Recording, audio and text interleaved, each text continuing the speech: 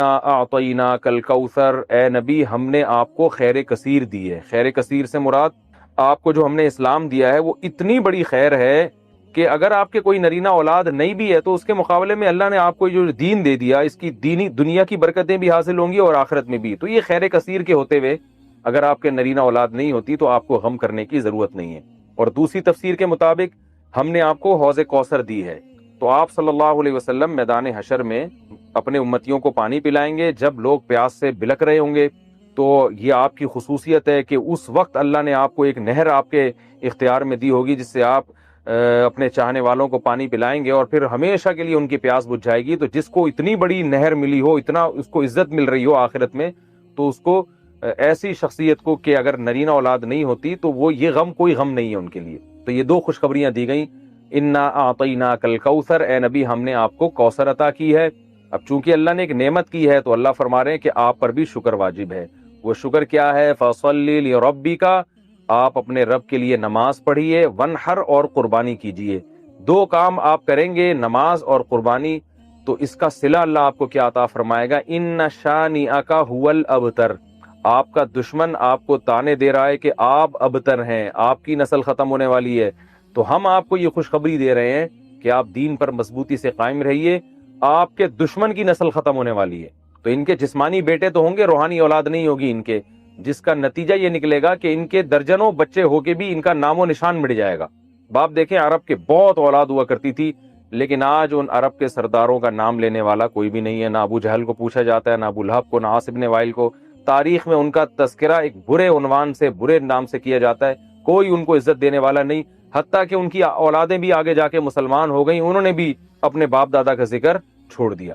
تو یہ اس صورت میں اللہ تعالیٰ کا ارشاد ہے۔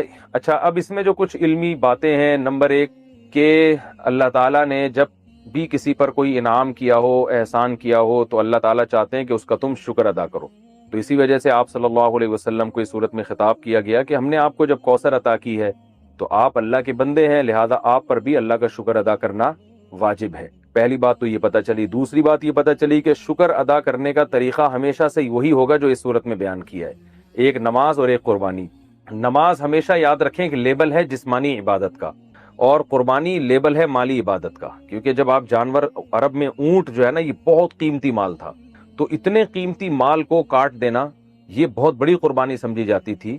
تو مطلب کیا ہے کہ آپ نے اللہ کو راضی کرنے کے لیے اپنے جسم کو بھی کھپانا ہے جیسے کہ نماز میں کھپایا جاتا ہے، اور اپنے مال کو بھی قربان کرنا ہے جیسے کہ قربانی میں کیا جاتا ہے۔ تو مراد صرف نماز اور قربانی نہیں ہے، بلکہ یہ ایک لیبل ہے۔ اور قرآن کا یہ طریقہ رہا ہے کہ وہ جزیات کے ضمن میں اصول اور قاعدے بیان کرتا ہے، مثالوں سے پورا ایک جو ہے نا لا بیان کرتا ہے، قانون بیان کرتا ہے۔ تو یہاں بھی ایک قانون بیان کیا جا رہا ہے کہ شکر کا دو طریقے ہیں، ایک جسمانی عبادت بھی اور مالی عبادت بھی۔ مال بھی خرچ کرنا ہے اور جو ہے جسمانی عبادت بھی کرنی ہے۔ اب تمام جسمانی عبادتیں اس میں آ گئیں، کیونکہ نماز سب سے اہم ہے اس لیے اللہ نے اس کو ذکر کیا، اس میں روزہ بھی آ گیا، اس میں حج بھی آ گیا، اور اس میں جو کچھ بھی ہم اللہ کے لیے اپنے جسم کو کھپاتے ہیں سب کچھ آ گیا۔ اور مال میں تمام مالی عبادتیں آ گئی، زکوٰۃ بھی آ گیا، فطرانہ بھی آ گیا، اور اللہ کی مخلوق کو خوش کرنے کے لیے اللہ کی مخلوق کو کھانا کھلانا، یعنی ہر وہ عبادت جس میں قربانی کا عنصر ہو۔ تو قربانی یعنی مالی قربانی کا عنصر ہو، تو مالی قربانی جو ہے وہ غریبوں کو کھانا کھلا کے بھی حاصل ہوتی ہے، رشتہ داروں پہ خرچ کرنا اور ضرورت مند کو قرضہ دینا، یہ تمام کی تمام چیزیں اس میں داخل ہیں۔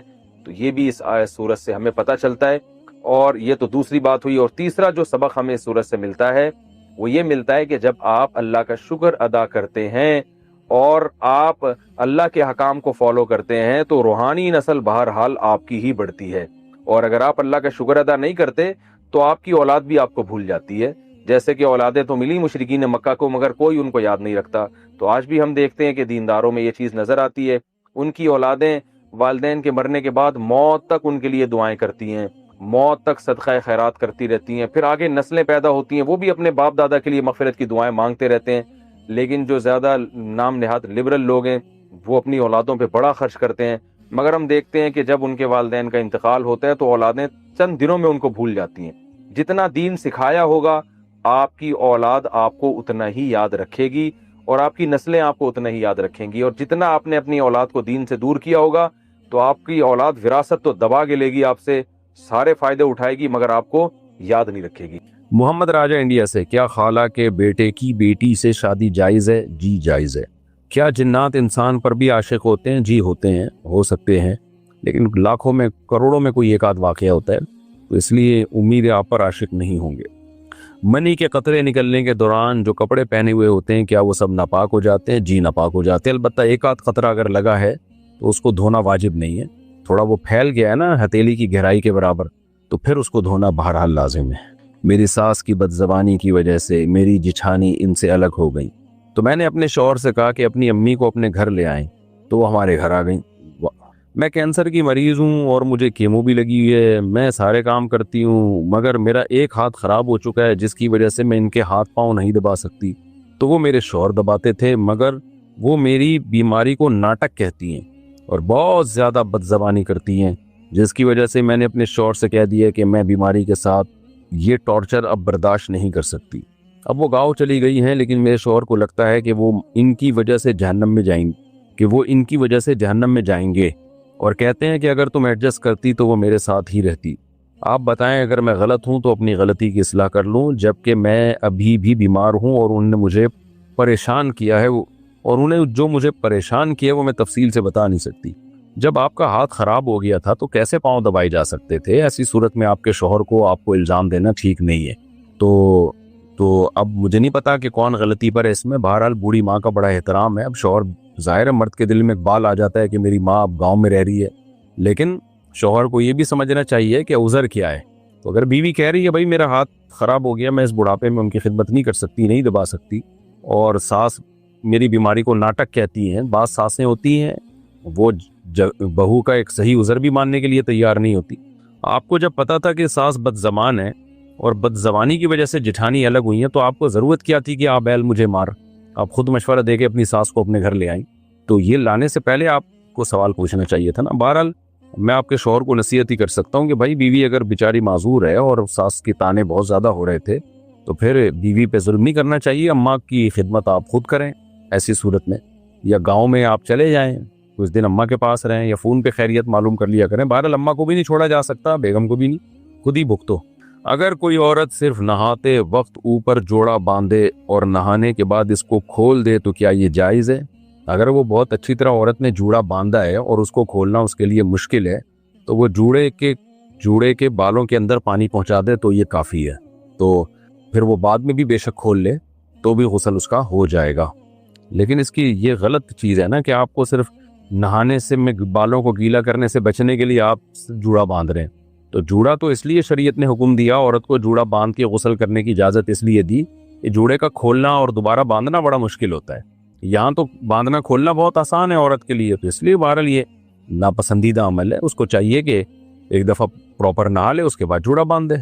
گرمی میں 3 دن کی قضا نماز اگر میں 3 دن کی قضا نماز ایک ساتھ پڑھوں تو کیا وطر ہر عشاء کے ساتھ پڑھنے ہوں گے یا ایک ساتھ سارے وطر بھی پڑھ سکتے ہیں؟ جی وطر الگ سے پڑھ سکتے ہیں آپ، عشاء کے ساتھ ضروری نہیں ہے، جو قضا نمازوں کی بات کر رہا ہوں تو ساری عشاء ایک دفعہ نمٹا دیں، پھر سارے وطر ایک دفعہ نمٹا دیں۔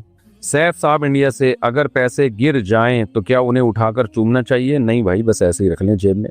اگر لڑکی موبائل پر لڑکے سے کہے کہ اپنا نکاح مجھ سے کر لو اور وہ لڑکی کی طرف سے گواہوں کے سامنے قبول کر لے تو کیا نکاح ہو جائے گا؟ نہیں ہوگا۔ خاتون نے پوچھا ہے جی میرے شوہر تمباکو کھاتے ہیں اور مجھے اس کی بو سے نفرت ہے، جب وہ تمباکو کھاتے ہیں تو میرا ان سے بات کرنے کا بھی دل نہیں چاہتا، میں کیا کروں؟ وہ آپ کا بیان بھی شوق سے سنتے ہیں، آپ ان کو بتائیں نبی صلی اللہ علیہ وسلم نے فرمایا المسلم من سلم المسلمون بلسانہ ویدہ، نبی نے فرمایا مسلمان وہ ہے جس کی زبان اور ہاتھ کے شر سے دوسرے مسلمان محفوظ رہیں۔ تو یہ اجنبی مسلمانوں کو تکلیف دینا جب اتنا بڑا عذاب ہے تو اپنی زوجہ کو تکلیف دینا تو اور بھی زیادہ بڑا گناہ ہے، تو قطع رحمی میں آتی ہے یہ چیز۔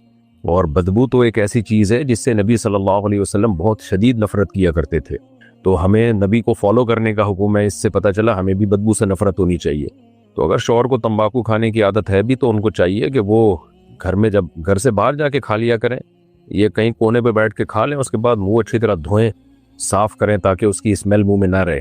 حقیقت یہی ہے کہ جن کو تمباکو سے بو سے نفرت ہے وہ بہت زیادہ تمباکو والوں سے ٹینشن میں جاتے ہیں، لیکن تمباکو والے اس چیز کا خیال نہیں کرتے، تو گناہ کی بات ہے، اپنی نیکیاں برباد کرنے کی بات ہے۔ مصلی پر ایک طرف موبائل رکھ کر نماز پڑھنا کیسا ہے؟ کہاں رکھیں بھائی؟ ایک طرف ہی پڑھ کے نماز پڑھتے ہیں اور موبائل رکھ کے نماز پڑھتے ہیں، دو طرف تو رکھ نہیں سکتے میرا خیال ہے۔ بہرحال ایک طرف رکھ لیں، نماز پڑھ لیں، کچھ نہیں ہوتا۔ شبینہ اعظمی انڈیا سے، اگر کوئی طلاق شدہ عورت شدید مجبوری کی وجہ سے عدت نہ گزار سکے تو اس کے بارے میں کیا حکم ہے؟ مجبوری لکھ کے بھیجتی تو میں بتاتا، عدت تو گزارنا بہر صورت لازم ہے۔ البتہ کوئی بہت ہی غریب عورت ہے، شوہر نے اتنی وراثت بھی نہیں چھوڑی کہ اس کے 4 مہینے 10 دن تک کھانے پینے کا کوئی انتظام ہو جائے، تو ایسی صورت میں پھر وہ طلاق یافتہ عورت کمانے کے لیے مجبوری میں نکل سکتی ہے، بغیر زینت کے نکلے، کمائے، اور جو ہے وہ دن دن میں کمائے، اور پھر فوراً جیسے ہی ٹائم ختم ہو فوراً واپس آ جائے، یعنی کمانے کا جو بھی اس کا ٹائم تھا وہ فوراً واپس آ جائے۔ تو شدید مجبوری کا مطلب ایسی مجبوری میں عدت تو پھر بھی گزارنی پڑے گی، لیکن کس طرح سے گزارنی پڑے گی وہ شریعت نے تخفیف کر دی ہے، اس میں آسانی کر دی ہے۔ تو لیکن عورت پر عدت بہرحال گزارنا شوہر کے گھر لازم ہے۔ میں شادی شدہ ہوں اور ہماری شادی کو 10 سال ہو چکے ہیں، میں اپنے شوہر سے بہت خوش ہوں، مگر میرے والدین میرے شوہر سے بہت لڑتے ہیں اور مجھے ان کے خلاف جھوٹی باتیں بتاتے ہیں، اور مجھے کہہ رہے ہیں کہ تیرا شوہر ہمیں کھا گیا اور تو ہمارے لیے مر گئی۔ مجھے کیا کرنا چاہیے؟ پہلی دفعہ سنا ہے کہ جی بیوی اپنے شوہر سے خوش ہے لیکن بیوی کے والدین خوش نہیں ہیں داماد سے۔ تو دیکھیں آپ کے شوہر نے کیا کیا ہے، ایسا تو نہیں ساس سسر سے پیسے لے کے کھا گئے ہوں۔ اگر وہ پیسے لے کے کھا گئے ہوں تو پھر ساس سسر کا داماد سے اختلاف ٹھیک ہے، بعض داماد ایسے ہوتے ہیں گھنڈے بن کے کھا جاتے ہیں سب کچھ، اور ساس سسر مجبور ہوتے ہیں اپنی بیٹی کی وجہ سے، سسرال والے وہ کچھ کر نہیں سکتے داماد کے خلاف، ان کو ڈر ہوتا ہے بیٹی کو نہ چھوڑ دے، تو اس طرح سے بعض دفعہ مسائل ہوتے ہیں۔ لیکن ساس سسر کو چاہیے تھا پیسے ہی نہ دیتے داماد کو، اگر پیسوں کا پھڈا چل رہا ہے۔ اگر بہرحال پیسوں کا نہیں ہے تو پھر ان کا کیا لینا دینا بھائی ان کے پرسنل معاملات میں، تو آپ کو چاہیے آپ اپنے شوہر کو فیور دیا کریں، کیونکہ شادی کے بعد عورت پر اس کے شوہر کا حق اس کے والدین سے زیادہ ہے۔ ہمیں آخرت کے لیے کون سی نیکیاں جمع کرنی چاہیے؟ ایک فرض نماز سے کتنی نیکیاں ملتی ہیں؟ دیکھیں ہمیں ہر طرح کی نیکیاں جمع کرنی چاہیے۔